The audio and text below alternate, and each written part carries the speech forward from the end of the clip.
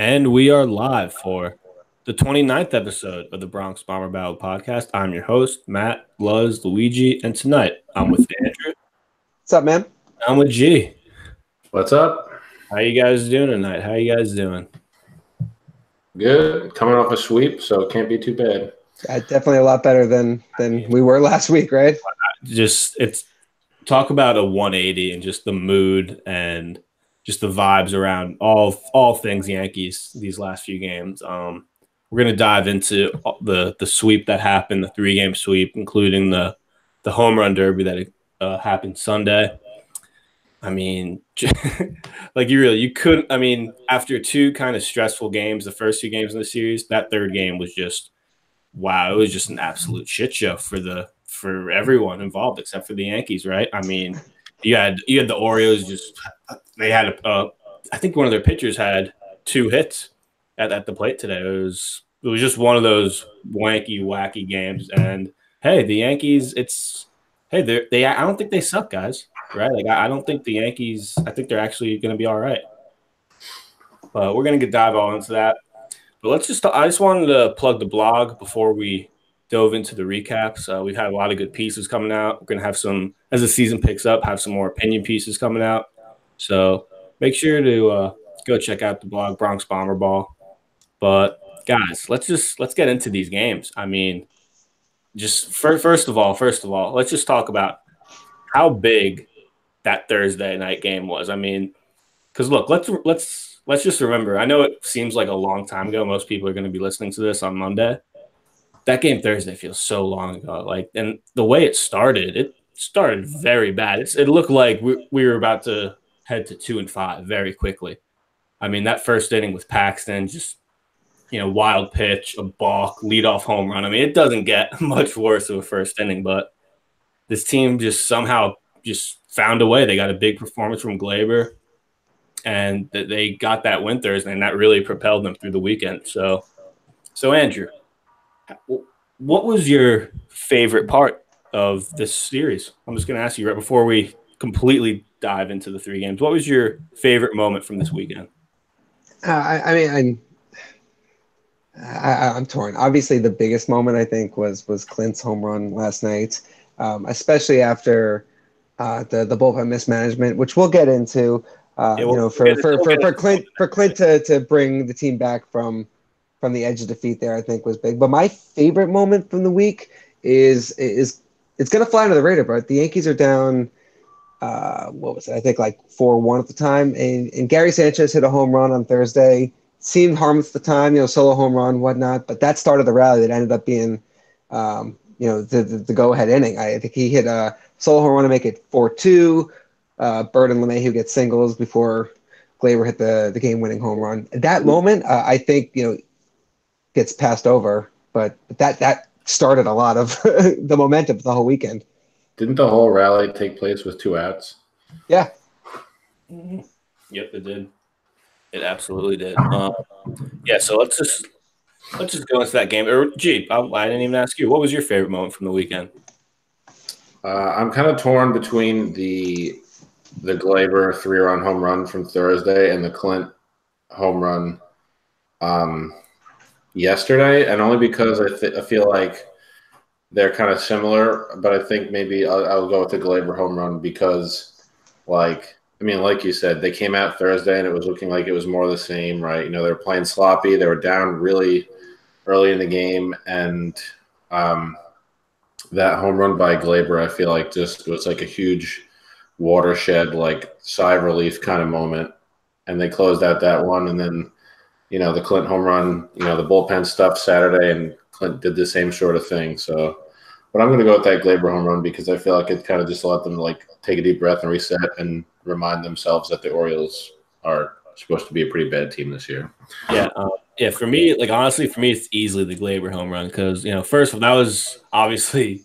I think each game, someone on the Yankees had a multi-homer game. Obviously, Sunday, 2 guys had multi-homer games. But yeah, Glaber gets up, 3rd inning, hits the home run to left, puts us on the board. And then, and that was really I was so excited when Glaber hit it out and gave us the lead in that 5-4 game because that was a big you may look back in that and just say, wow, that was a big moment in the season that really turned the Yankees around. If the Yankees, let's say, obviously we're going to get into the Astros series, but if they win 2-3 in Houston and really get on a roll, you're going to look back at that moment and say, "Wow, that was really big." If Glaber doesn't come through there, maybe they fall to 2-5, and who knows what happens from there. But yeah, when a team's struggling, especially offensively, like you just need somebody to step up and kind of say, "All right, guys, I got this." And the Yankees, the game Thursday and the game Saturday, they got that right. They got it from Glaber Thursday. It wasn't all Glaber. Obviously, you had the Thursday game, Voit hit a late home run, Gary hit a solo home run. But, Glaber kind of got the offense started, right? He kind of provided most of the offense early, and then the rest of the guys followed suit. And Judge did the same thing Saturday with his 2 home runs. We're still going to talk about Thursday's game, but Judge the same thing Saturday. 2 home runs, gets the Yankees that lead, and it didn't stay, but you need someone to initiate the offense a lot of the times in baseball, and Glaber and Judge did a great job of doing that Thursday. But another guy I want to give a lot of credit to on Thursday is James Paxton, because look, it's pretty tough to have a worse first inning than he had in that game. He looked awful. I mean, just first batter home run, and then just to balk in a run is just brutal. And then to have a wild pitch for the third run, just it was an awful start. And really, people were just saying, "Well, here, this game's over. This team's not going to score 4 runs. No way." But he kept the Yankees in that game. I mean, I think he gave up another run in the 5th, but I mean, he gave them 5 1/3, 4 runs. I mean, when you have a bad day on the mound, but you can still give your team 5 1/3 and keep them in the game, that's a job well done. A lot of other pitchers in that spot are going to have a blow up inning, and it's going to be an 8-0 game in the 3rd inning, and you're dead. But he kept them in that game. 9 strikeouts too. Yeah, yep. He had a strikeout pitch going, only 2 walks. Were you gonna, Andrew? Yeah, I don't got anything. So yeah, let's go to the bullpen on Thursday also did a very good job. It was Canley for an inning 2/3. People were a bit surprised he came out for that second inning, but he was very good. Then Britton and Chapman finished it off. The bullpen combined for 3 2/3 innings that night, shutout. So it was a very good game. After a terrible first inning, it was a very good rest of the game for the Yanks. The game Saturday, so Aaron Judge, he didn't have any home runs. It was, I think didn't one of our writers write an article about how Aaron Judge is about to break out for this weekend series? Yeah, maybe someone. They're probably not important. Yeah, but no, seriously, go into that. How you were basically saying how Judge is just destined to break out, and then Saturday, long and behold, first 2 at bats, 2 home runs, both bombs to center too.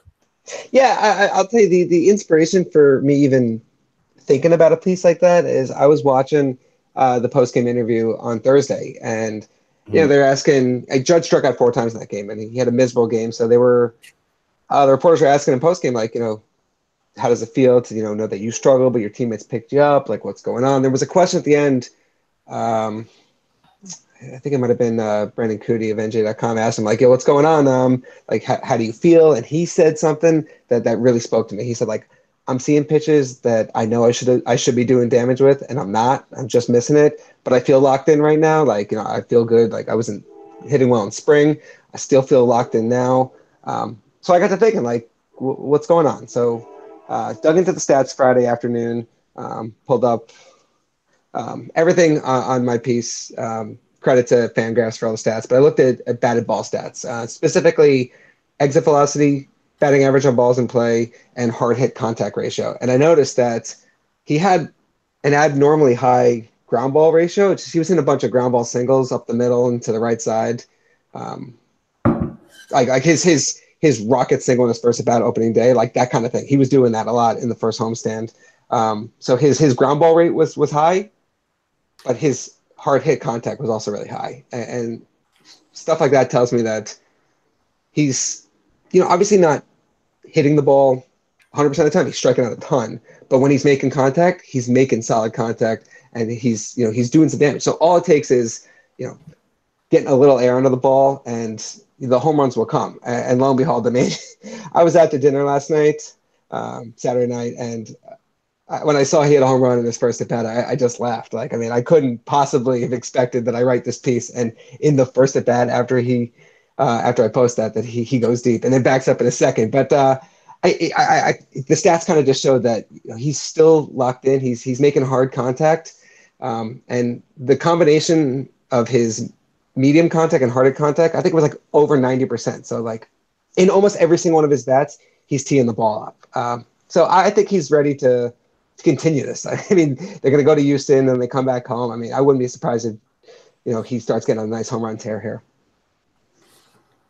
Yeah, really, just it's funny, like because it gets like after 7-8 games, you start to say, all right, well, Judge hasn't hit a home run yet. What's going on? And for him to just hit 2 absolute bombs in his first 2 at bats, just to kind of just to let people know that he's still the same Judge. But let's go more into that game Saturday. J.A. Happ started that game. He very, very forgettable performance, right? 4 1/3, 5 hits, 2 runs, 2 walks, 5 strikeouts. Led up the home run to Mancini. Really kind of need to get you'd like to get another inning out of Happ. He didn't even get out of the 5th inning.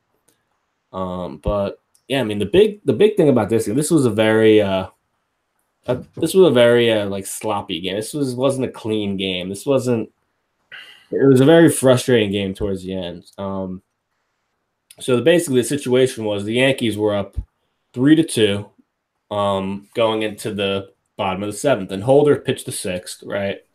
And he did a good job, right? I think he pitched the 5th. Yeah, he pitched the 5th and the 6th. So he had an inning and 2/3, 5 outs under his belt. I believe around 30 pitches. And for whatever reason, with Adam Ottavino warming up, Boone just decided to stick with Holder in the 7th inning, and Holder hit a batter and then let up a base hit to put runners on the corners. And at that point, Aaron Boone brought Ottavino in, and the Orioles both runs scored, and very easily the Yankees should have lost that game. Thank God Clint Frazier comes up top of the 8th inning, hits a 3-run bomb with 2 outs, and basically saves the day. But I mean, that was we probably know we're not the biggest Boone fans on this pod, but like that really was one of those moves that it was like everyone was just in complete agreement. It wasn't even like an anti-Boone thing. It wasn't, it was literally people saying, "Well, how is Holder out for this 3rd inning?" It was an inexplicable move, and I mean, I'll obviously let G talk about this after me, but I mean, the reason it was so inexplicable is because the previous day was an off day. The whole bullpen has at least 1 day at rest, and he just was trying to stretch Holder for whatever reason. And it just didn't make any sense to me. Just one of those Boone moves. But yeah, G, what do you think of our boy Aaron Bleeping Boone and his top-notch bullpen management Saturday night? So I think in a general sense, we could recall like a bunch of instances where he's done this sort of thing, right? Like, and the Yankees, not even just for Aaron Boone, but for the last like handful of years, going back with Joe Girardi, like they've had one of the better bullpens in baseball. Like, and this year especially, they have, probably comfortably the best. Like, I mean, he just does this thing, right? You got what you got out of the Holder, who's not one of your best relievers. You got, fine work out of Holder, and he brings him back out with the guy warming up, and he eventually brought that guy in. Like, I don't understand why he does these things other than to maybe be like, oh, maybe I can try and, save him the work. But like, he didn't, and then he made it's like it's predictably, right? He made more of a mess of the game, and thankfully Clint, hit the home run and they were able to pull it out. But it's just not like it's not necessary. And I guess if I was going to try and spin this in sort of an optimistic way, I would be like, he's bringing in Ottavino, and like, maybe he's worried about workload and these things. Like, I think maybe once Dellin comes back and is hopefully just like the 8th inning guy, right? And you could be able to deploy Ottavino or Britton or even whoever Canley like more liberally, because you'll have someone like who can definitively lock down the 8th inning. But like, I think based on what we've seen so far this year, it's hard to really say that he's learned, right? He's fixed these mistakes because he keeps making the same mistakes. It's the same exact thing that we saw a handful of times last year. Yeah, for me, I mean, I get your bullpen has two guys at the back end who both pitch, say, Tarpley and Sessa, who you kind of want to keep out of high leverage situations. But at the same time, I mean, is 5 outs not enough? If the guy cleaned up the mess that Happ made in the 5th, pitched a clean 6th inning, like that's usually more than you can ask for. I get Canley and Britton both threw like 25 or more pitches on Thursday, but I mean, Katie Sharp posted an awesome stat, and I know Luigi, you put a good tweet out that I'll acknowledge after this, but the stat on Holder is that it's Jonathan Holder career by pitch number, right? So pitches 1 through 25 in an appearance. Opposing hitters have a 655 OPS and a 362 slugging percentage. That's pretty good, right? That's decent. Pitches 26 to 50 increases to a 743 OPS and a 438 slugging percentage. So clearly the stats show that when he's on the wrong side of when he's past 25 pitches, that he's starting to get tagged, that hitters are locked in. And he started that inning, I believe, 28 pitches.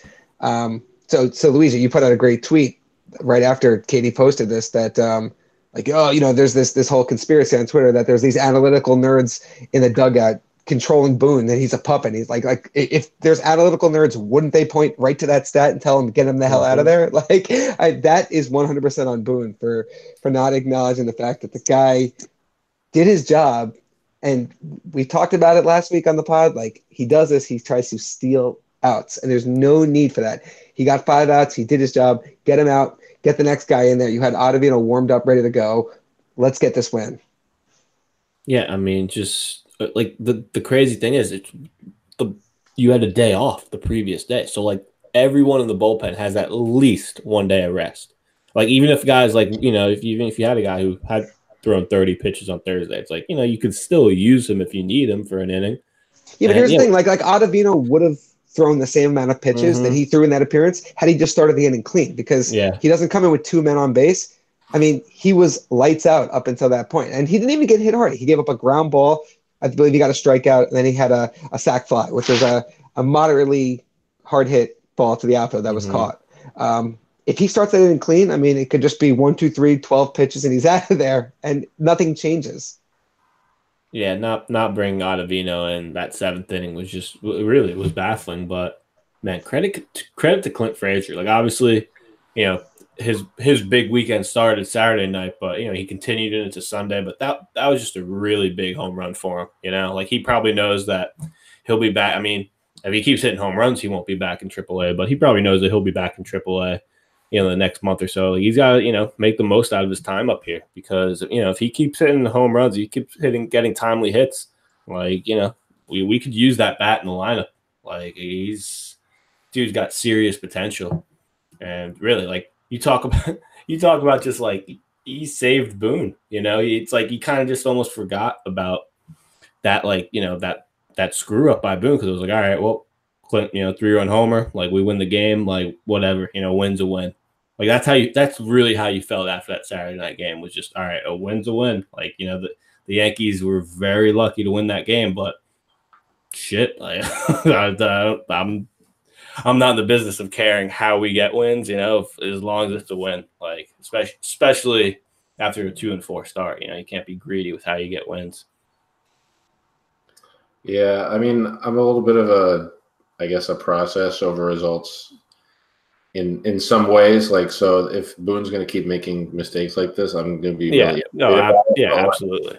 I mean, Clint Frazier is like, we heard a lot. I think we've even made jokes about, like, they talked about legendary bat speed, and all the times, like, since like, his bat looks pretty damn fast. Absolutely. Like, so, and I mean, the home run that he hit today, not to, blitz the game recap, but, like, I mean, he went down to the bottom of the zone and just golfed it, and he just I mean, he's just on these balls right now.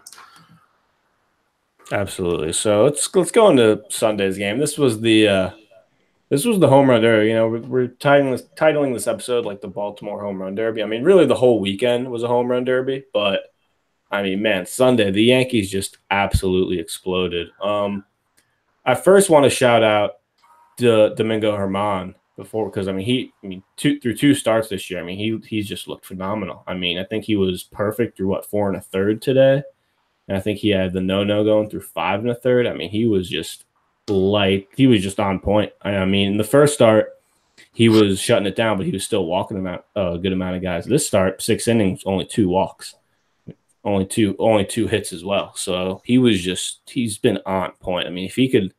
I mean, I think we all know he's probably not going to keep pitching like this, but I mean, if he could just keep putting together like solid starts, I mean, man, he's got a place in this rotation. He's got nasty stuff. His raw stuff is really, really, really. I mean, he's like if this guy puts it. The guy I said before the show, like if this guy puts it together, he almost reminds me of like Ubaldo Jimenez when Jimenez was like really good. Like that's what I see like his ceiling being obviously not the bad version of Ubaldo Jimenez, just that good version. That was an all-star. But today Herman got a bit overshadowed today. I think people forgot about how he had a no into the 6th pretty quickly because the Yankees just decided to hit a home run in literally almost every inning. I mean, it was incredible. I mean, obviously just Gary. I mean, I can't get over just how great of a game Gary had. Great of a weekend, really. But I mean, he entered the day right with modest numbers, and now he leads the AL in home runs with 6. 3 home run day for Gary. Clint had a 2 home run day. Austin Romine went deep. Glaber hit another one out. Am I forgetting anyone? Is that everyone, right? Yeah, because 3. Yeah, that's got to be everyone. I just feel like with this many home runs that I'd be forgetting someone. But yeah, the Yankees win on Sunday to get the sweep 15-3. They scored 10 runs in the last 3 innings. Just really like an explosion on offense. I mean, it was a game they really needed because you feel like even the Thursday and Saturday games, like both those games were pretty close games. Both those games, it was looking like we might not win both those games. The game Sunday was just cruise control the whole way. I mean, it was nice to have a game like that. We hadn't had a game like that in a while.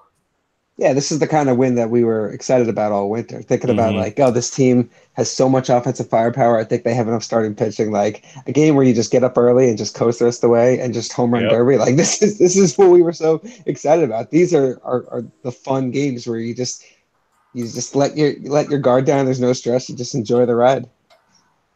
I'm going to make a comment on something that will probably be brought up since they hit all the home runs. Like, they hit what was it, 18 runs consecutively on home runs. Like, so the Yankees scored 18 straight runs via the home run, and that was the longest streak since the Twins knocked in 23 straight in August 2013. So, right. Yeah. Well,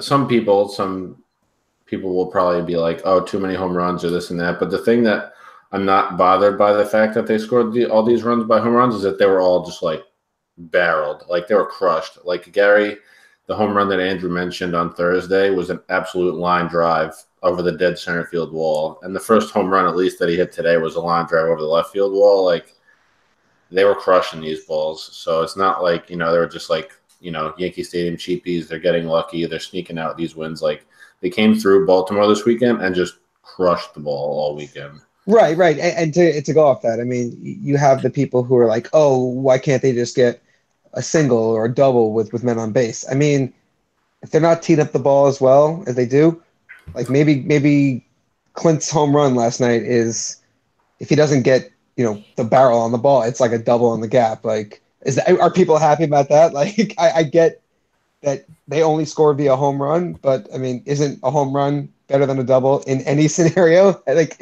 so that's the trade-off. And if you look at it through that lens, I think it's, you're okay with the home runs.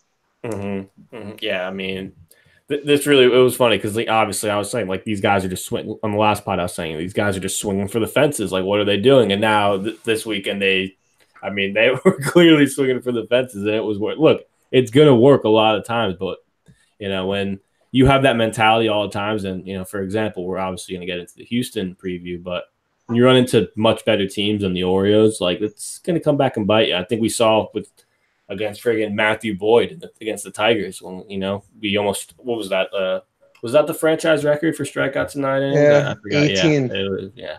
So there we kind of saw the good side of swinging for the fan, the bad side, all in the span of 4 games, right? So, but I mean, look, I want to talk about Gary. I mean, this is a guy that last year he had such a bad year. And he was, a lot of people were down. A lot of people are down on. A lot of people are always down on Gary. I don't think that's news to any Yankee fan. But man, for him to just get off to this kind of start, because even before this big outburst today, you just like if you were to look at like all of the, all those like analytic like hard hit ball stats, Gary was at the top of like almost all of them. Like even he was only hitting like 220 with 3 home runs, so it really wasn't translating, but. Man, it's damn sure translated on Sunday. I mean, he was just in his zone. Let me chime in there. I mean, in the process of doing that Judge article that I wrote on Friday, I was looking at hard hit contact, and Judge had a hard hit contact rate prior to Saturday and Sunday's game of 50%. The only person on the team with a higher hard hit contact rate was Gary at like 53.3%. And Judge had a BABIP of, I think, like 0.583. Gary's was 0.133. That's like impossibly low. Like that just shows how incredibly unlucky he's getting. But he's teeing the ball up consistently, and you're gonna get days like today when like eventually, if you're hitting the ball good, most of the bats, eventually you're gonna get the results. Yeah, and another thing, he was the DH today out, and Austin Romine was behind the plate, and it's just. This is why for that Wednesday game against the Tigers, we were just so mad he was out of the lineup because this is a guy that he's capable. I know this was his first career 3 home run game, but I mean, he's capable of just having these ridiculous power streaks, I mean, like, look, it's April 7th and he already has 6 home runs, right? I mean, don't put it past him to get another 6 in the month of April, right? And just have one of those. Like, I thought it was going to be Stanton that was going to have like the big first month or so of the season. I mean, it might be Gary. It's like he's teeing up everything. Like all 3 home runs, they went to left. They were all just, I mean, 2 of them were just absolute missiles. The other one was kind of more of like your traditional, towering home run. But man, like that 3rd home run got out in less than 3 seconds. It seemed like, I mean, he's just on point right now. And I know he's still been struggling behind the plate, especially with his throws. But I mean, you live with that. And I know, like another thing, him on the bases this week wasn't ideal, but you live with those things because he's a guy that has this incredible, like generate, like you don't get like I've said this before, but Gary really does have the chance to go down as like the best power hitting catcher of all time. Like that's the kind of like potential Gary has. I mean, his home run per every 100 at bats is just phenomenal. I mean, the guy is just a great hitter, and I mean, it was sure fun watching him this weekend. It was fun watching everyone this weekend. Shout out to Clint as well. I mean, 4 for 5 today on Sunday. He definitely just triggered Mets fans everywhere by saying that. By saying what? That he'll be the best. He could be the best power hitting catcher of all time. Oh, get the hell out of here, Mike Piazza. Mike Piazza, dude, nah.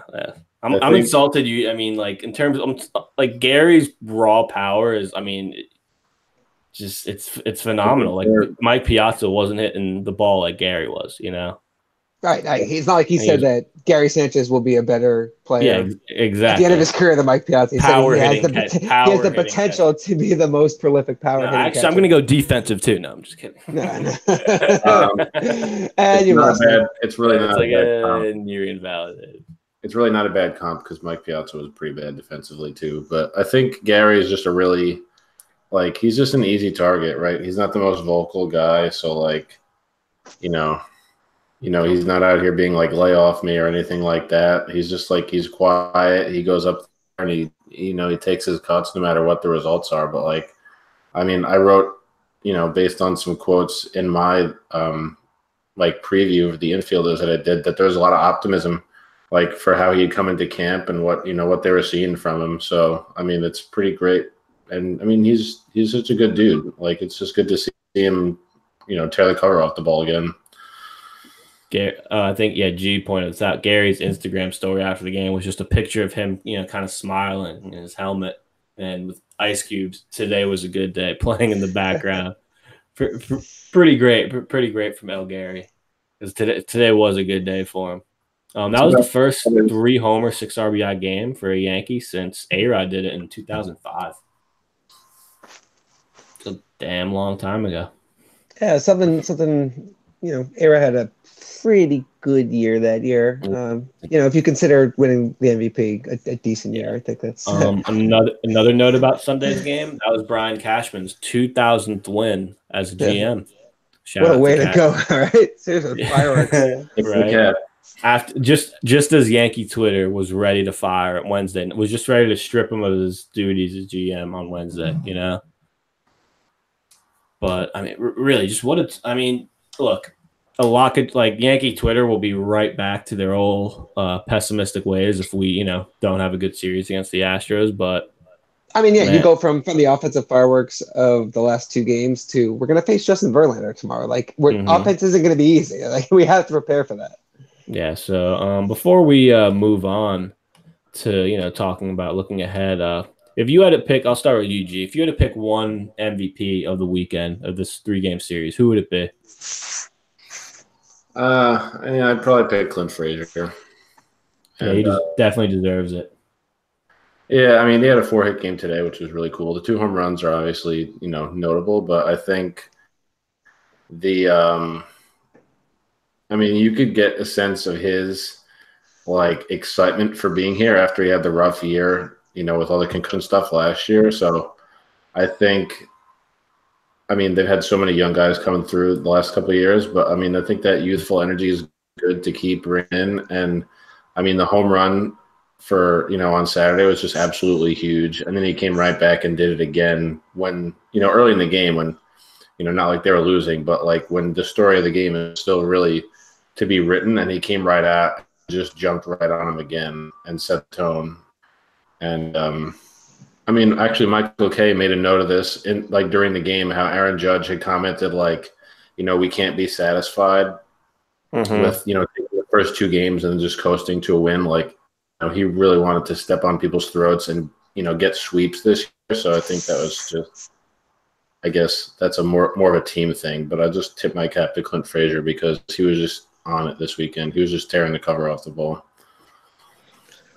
Yeah, for me, I mean, I'm tempted to say Gary just because we're coming off the day he had 3 home runs, but I think if you go through all 3 games, which player made the biggest impact? I mean, Gleyber started everything on Thursday. He was 3 for 3 to start that game. He hit the home run when we were down 3-0. Got us on the board. They had a double, and then of course the big game-winning 3-run home run later.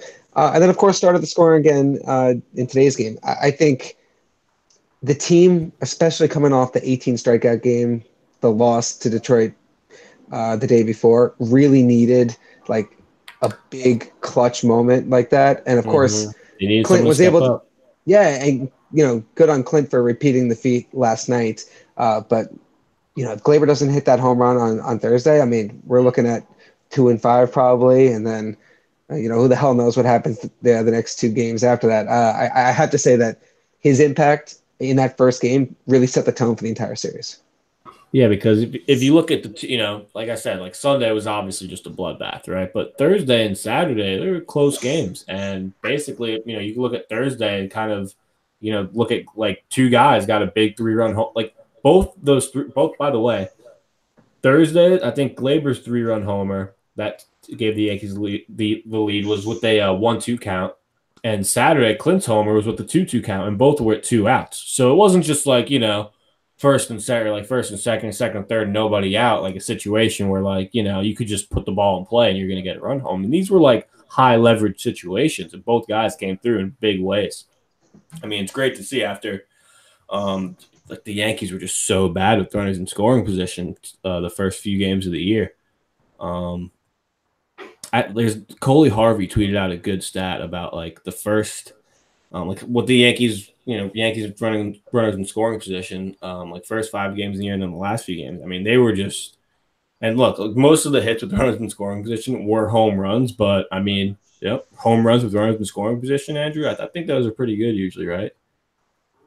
They're decent. They're And then, decent. of course, Clint broke that streak today, so it shows that they don't only have to score. And then after that, I think, like DJ had an RBI hit. Someone else may have added an RBI hit as well, or a sac fly. Austin Romine going deep. Shout out to Romy. Yeah, it's off a position player. Yeah, so here it is. I found the stat. I was looking for this. The first 5 games, the Yankees were 6 for 37 with runners in scoring position. That's good for a 162 average.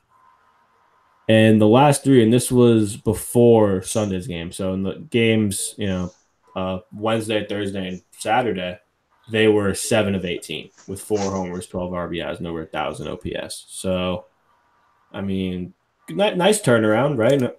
No more hashtag RISP fails for the last few days. Very and then nice. if you want to tack on today, they went 4 for 14, which isn't eye popping, but still good number. 4 hits with exactly. That's the thing. Like with runners in scoring position, like if you get obviously, like most days you're not going to get 14 opportunities, but right. I mean, you just really no one like look. You're going to obviously have days where you're 5 of 9 as a team with runners in scoring position, but if you just go 2 for 9, if one of those is a home run, the other is a base hit, like a lot of times that's going to be enough. But what the Yankees were doing was going 1 for 15. That's just that's not winning baseball. You're not going to win games. Yeah, you go back to that Detroit series. Yeah, I mean, how many times do they go like 1 for 10, 1 for 11 with runners in scoring position? If they go 3 for 11 in those spots, like that's night and day. Like I feel like the game right there. I feel like all those games they legit went like 1 for 13. Like like all like 3. It was just like this kind of almost the same numbers. Anything else you want to talk about from this past weekend series? I mean, not to end it on a downer, but I mean, here comes G. Luke Voigt didn't have a good series, at all. Hit the big home run Thursday. Nice insurance runs, 3-run shot. But yeah, he's been struggling. 14 bats. You know what? I said this before the show. I think I attribute that to the fact that look, man, he's been hitting cleanup. Like that's a tough spot for him. He was like, I think once the lineup's healthy. I know I keep saying once the lineup's healthy. Like we don't know when the lineup's going to be fully healthy, but I think once Stanton comes back, once Hicks comes back, maybe even once Didi comes back, if he's hitting in like the 6 or 7 range, that's a dangerous hitter to have. I mean, he's not a dangerous hitter yet as a cleanup hitter. I think that has a lot to do with what he's been getting pitched tougher because he really doesn't have the protection he thought he would have. But I mean, he's miscast as a cleanup hitter. I mean, there's no denying that he hasn't been good. I mean, it's kind of. I'm much more in favor of him in that like 6 or 7 role. Like even, I mean, Didi hits cleanup when he's healthy, so you could just as easily have Stanton or Judge or any of those guys there, Gary. But like any of the guys really, other than Hicks, who they're missing, could pretty much be the cleanup hitter instead of Voigt. Yeah, let me finish. I know Matt said you don't want to really end this on a down note, but on a positive note, I'm actually really thrilled with what the Yankees were able to get so far from Giovanni Urshela. I think essentially he's going to be exactly what we would have gotten from Troy Tulowitzki, minus all the health concerns. I mean, he plays a phenomenal third base. Yeah, let's say he's very solid defensively. Right. And that's always been his calling card. But he hit like 400 in spring training, and I don't obviously expect him to be a big contributor with the bat. But him being at third base every day and playing very stellar defense allows DJ to move back to his normal second base position. You have Glaber at short, but the Yankees have a very sound defensive infield outside of what you're going to get at first base. But if Urshela is, more, close to what we would have gotten from, best case scenario Tulowitzki. I mean, then it's almost like Tulo getting hurt. We're lucky enough to not lose anything there. And of course, the Yankees didn't really want to add Urshela to the 40-man roster because, he's already been cut from the Indians. Doesn't have Indians and Blue Jays, excuse me, and he doesn't have any options. So if they DFA him, or I mean, if they don't have options to send him to AAA, they have to DFA him, and that's kind of why they brought up Tyro Estrada a couple days ago. I think Cashman was probably trying to work the trademark to see if there was a better option, and then when there wasn't a better option, he said, Urshela is the best we got. Let's play him now and risk losing him if we have to make a move later. But I'm excited for what he could do. I mean, he's still a young kid. He's got a lot of passion, and he hasn't really ever had an opportunity outside of being on that 2017 Indians team that we ended up beating in the playoffs. He had a couple of nice plays in that series. So that's a positive takeaway from, an unfortunate situation with Tulo's injury. Yeah, absolutely. He was very nice fill-in, especially in the field this past weekend. But yeah, so I guess with that, we'll move on to previewing this Astro series, right? First, like you looked at this, like, look, if you went back and looked, and so before the season, someone told you, hey, the Yankees are going to go 5-4 with this first 9-game stretch, you wouldn't be all too happy. But I don't think you'd be like mad, right? Like 5-4, that's a decent record, right?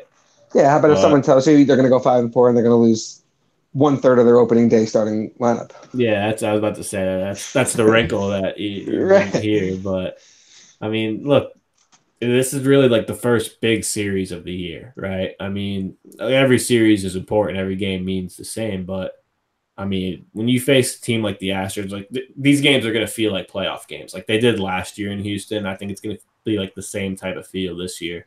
The Astros, very similar to the Yankees, similar to the Red Sox, similar to even similar to the Cubs, similar to a lot of these top teams around the league, got off to a bit of a rough start. I think they're 5-5 right now. They've played the Rays, A's, and who they just played today? Or no, they played the Rays, Rangers, and then the A's. They swept the A's, a 3-game sweep this past weekend. So they've got a bit of momentum coming into the series, but overall 5-5. We're going to see Verlander Monday, Garrett Cole Tuesday. So, we're going to see the best of Houston. And this is going to be a real, because I think a lot of people, you talk about the Yankees and like what they've done so far. It's almost difficult to say like Tanaka's pitched well through 3 games, but then you say, yeah, but look who he's faced. These teams aren't good. But now, Tanaka's pitching Monday. This is going to be his first real test of the year.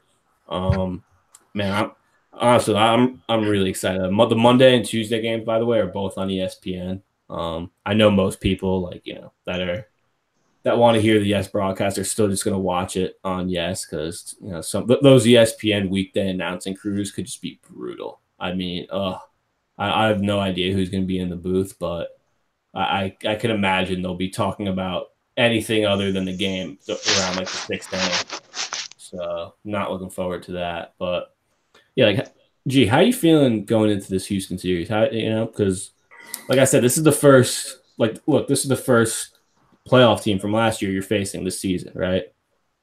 I mean, yeah. So I think, maybe a little bit nervous just because you have to face, Verlander and then Cole, and like you said, you get their very best. But I think in an optimistic type of thing, like they generally got up for these games last year, right? There was the stretch. Yeah, what was it in like mid-May? They faced, the Indians, they faced the Astros. Like they went on that super awesome run against all these playoff teams, and they were just ripping off wins. Like they got up for these games last year during the regular season. So I'd say, there's maybe a little bit of hype because they have the the lukewarm kind of start, but now you get to really measure yourself. And I hardly say they're going to be bombing home runs, like 7 home runs. But I mean, That'd be nice. I think it's yeah, it damn sure would be nice. But I think there's probably maybe some cautious optimism. I think having played your best few games over the last couple of games, right? It's hard to come into it with any, any better than you're coming into it right now with your best offensive game of the season. So, and I mean, pitching wise, like the pitching has been pretty darn good. Like other than a few, bullpen moments, J-Happ hasn't been super great, but he's not pitching like for the most part, the starting has been good. So I think you're coming into the series this early in the season about as good as you possibly could. Yeah, and of course, I mean, Tanaka is at this point been our strongest pitcher 2 times through the rotation. But I think more importantly, because today was such a blowout, I mean, look who we used out of the bullpen. Yeah, We used Tarpley Andrew, I was and just used going to Sessa. mention that after. Yeah. Like if Tanaka isn't sharp, or even if he's pretty good, but it's a close game. I mean, you probably only need 5 innings out of him. I mean, you got Canley hasn't pitched since Thursday, right? Then you have Chapman with 2 days off, or I guess today off. Hasn't pitched since Saturday. Britton hasn't pitched since Thursday. Ottavino didn't pitch today. You got your top arms ready to go. I mean, if you need them.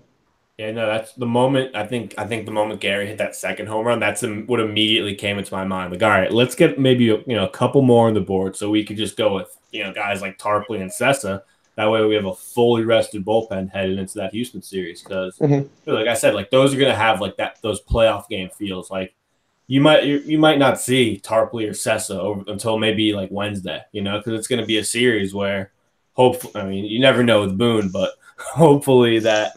You're only going to see guys like Canley and Ottavino and Chapman and Green, like in Britton. Like it's going to be. I mean, the Astros, like I said, they haven't been setting the world on fire, but overall, all their hitters are doing pretty well. Springer, Altuve, Bregman, all kind of on pace for what they usually do. It's funny because both teams the Yankees were 2-4 after their second series of the year. The Astros were 2-5, and both teams, got a nice sweep this weekend.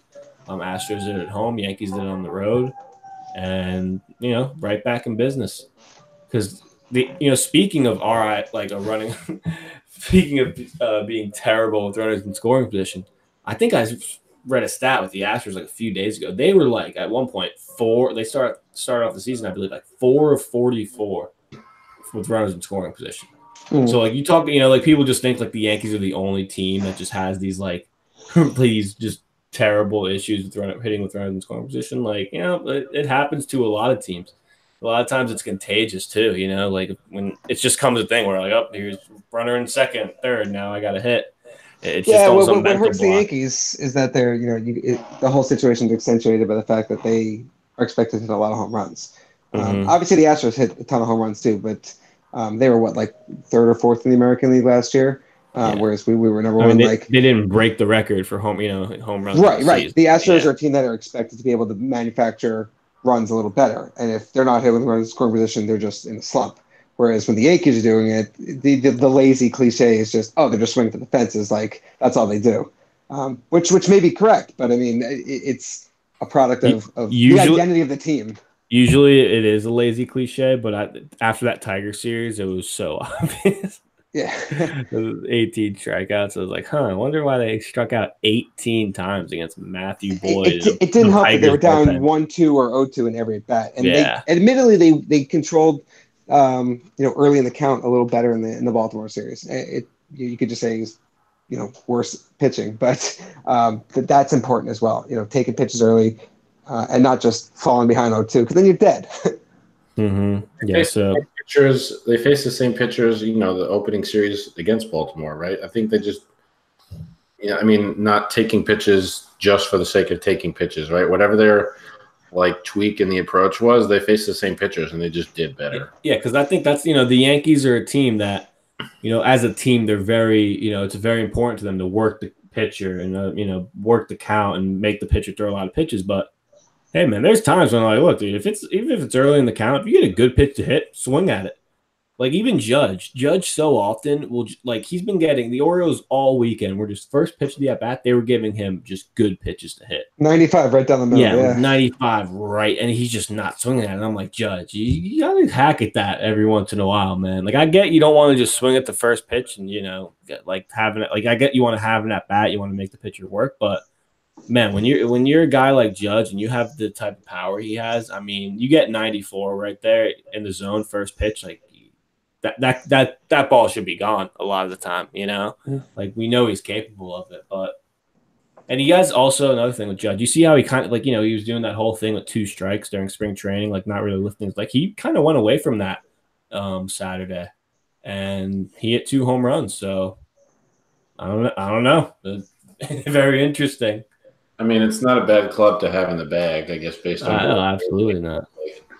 It's not necessarily. I mean, he's a power hitter, right? He's not going to shorten up and just start shooting base hits to right field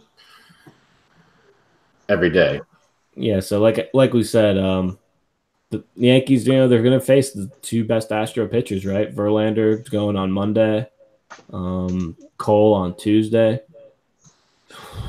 Man, really, you always have to, like, anytime you face an ace of any team, especially guys like Verlander and Cole who have shut down the Yankees before, especially Verlander.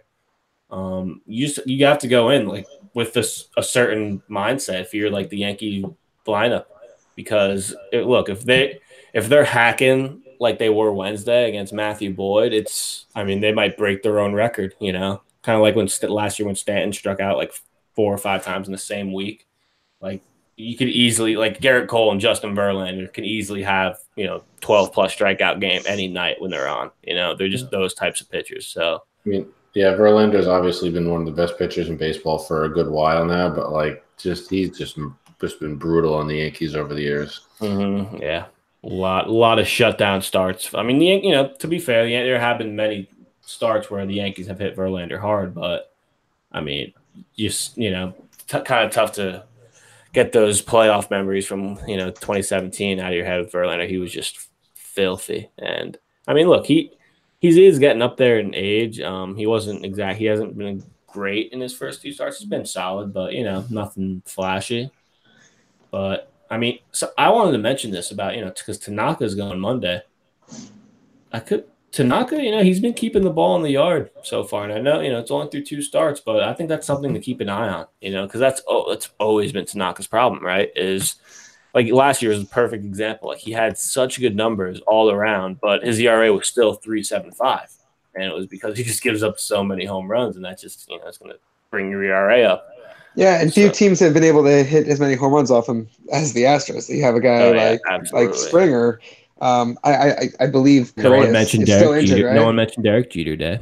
Oh, jeez. Is Correa still hurt? Because he has really good numbers against Tanaka. I believe so. But he'll miss the series. But Bregman, Altuve, and Springer all have good numbers against Tanaka. So that's something to watch tomorrow. Just don't throw them four-seam fastballs. Tanaka's four-seam fastball just gets obliterated. Mm-hmm. Yeah. It's not getting exactly any better.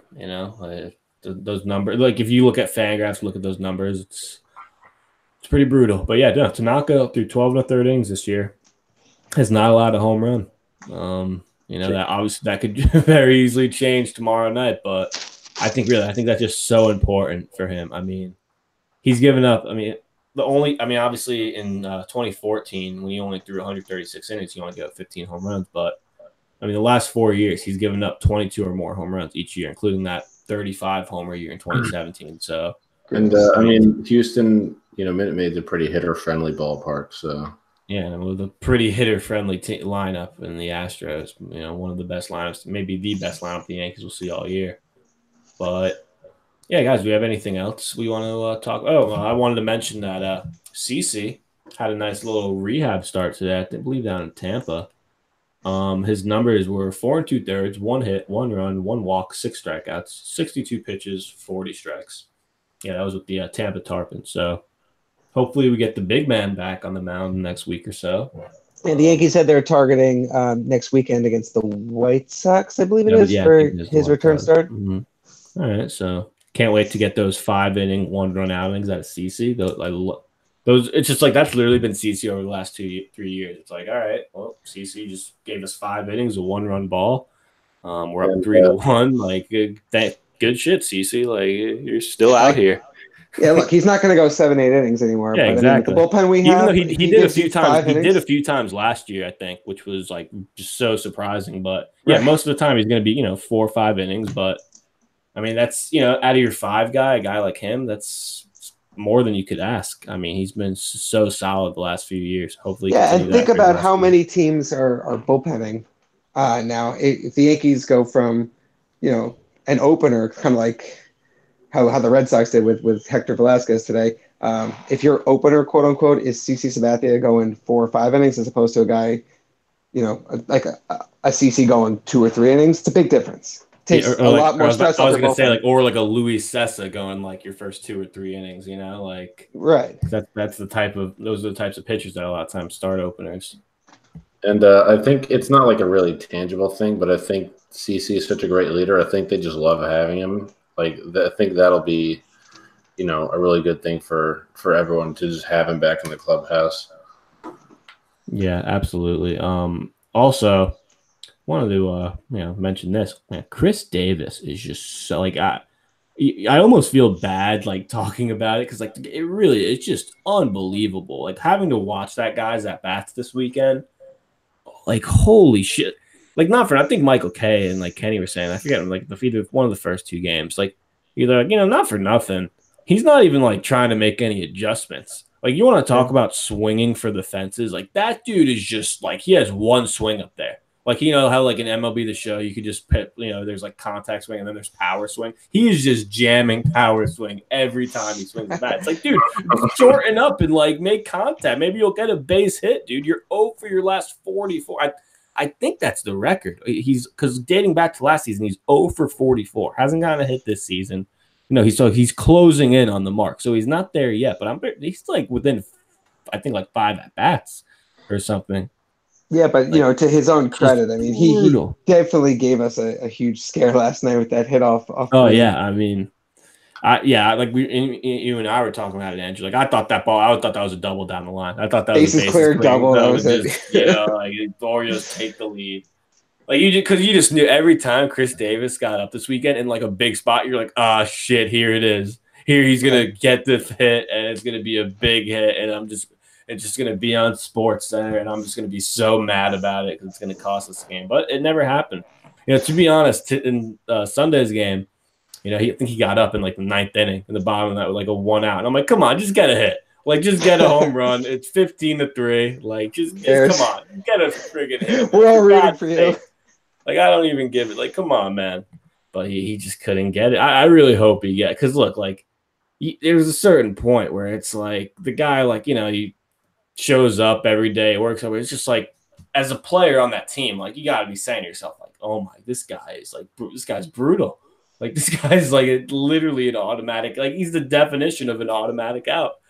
Like, oh man, but yeah, really, seen a lot of people saying like, hey, the Jacoby Ellsbury contract may be bad, but I don't think it's as bad as the Chris Davis contract. I mean, so I think the record's 0 for 46. Yeah, he's going like he's probably going to get it. Oh man, just poor guy. But hey, I mean, he came through for the there's so many spots this week where he came up big, and you're like, oh, thank God, Chris Davis is up. I think we're gonna be good here, guys. Oh man. Well, any other final thoughts we have before we close this out and we get ready for the Houston series? I think they had a bunch of home runs. I was really glad that they started really squaring the ball up. So that's what I'm looking forward to is just hopefully they keep hitting the ball hard. And on a relatively positive note, I guess, there were in terms of injuries, Aaron Hicks finally started doing baseball activities late this week, even though he has to go through basically an entire spring training's worth of stuff. And Dellin Betances threw a 35-pitch bullpen on Friday. And even Miguel Andujar was taking grounders. He wasn't throwing the ball, but he was at least fielding grounders to third base. So, I mean, maybe there's some hope there. Help is on the way. Yeah, we're slowly but surely getting healthier. Yeah, hopefully we'll have CC back next weekend.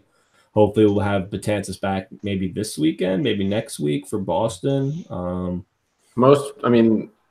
It's the relievers are usually the easiest ones, right? Because you just plug them right in. Most appearances, Dellin's not going to throw 35 pitches. Exactly, yeah.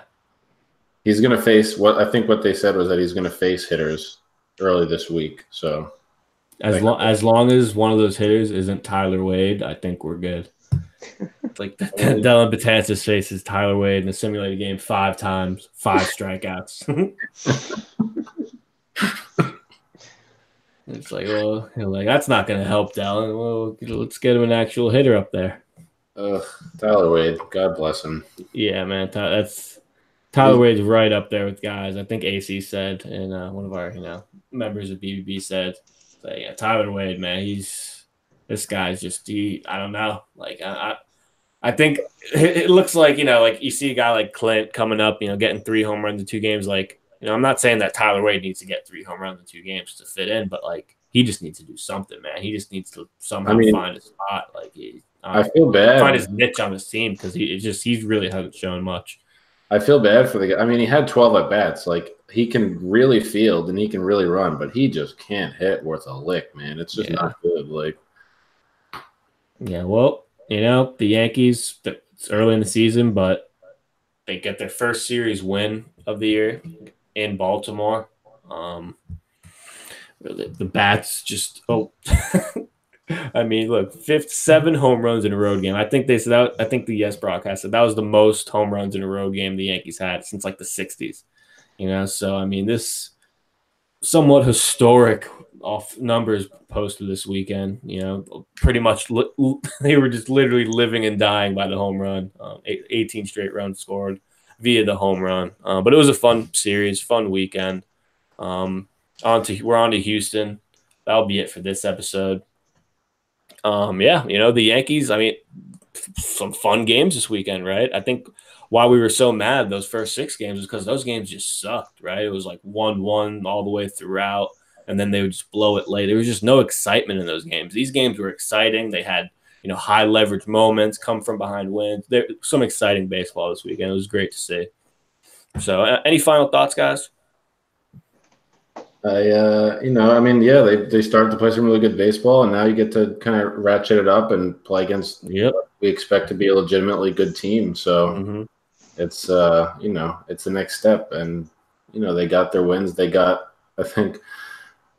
what the thing that's been thrown around for the Orioles is that sometimes if you face the bad teams before they know that they're bad and they surprise you, but I'm kind of ready to be done with that. So, yeah, no, I was about to say, the Orioles. Let's be real; this is most likely a below 500 team. The Yankees did what they needed to do with them this weekend, and as a result, we had a happy, feel-good podcast. Right? It felt good to do this episode. It wasn't painful. So, for Luigi, for Andrew, for G, this was the Bronx Bomber Ballot podcast. We'll see you guys later in the week. Cheers.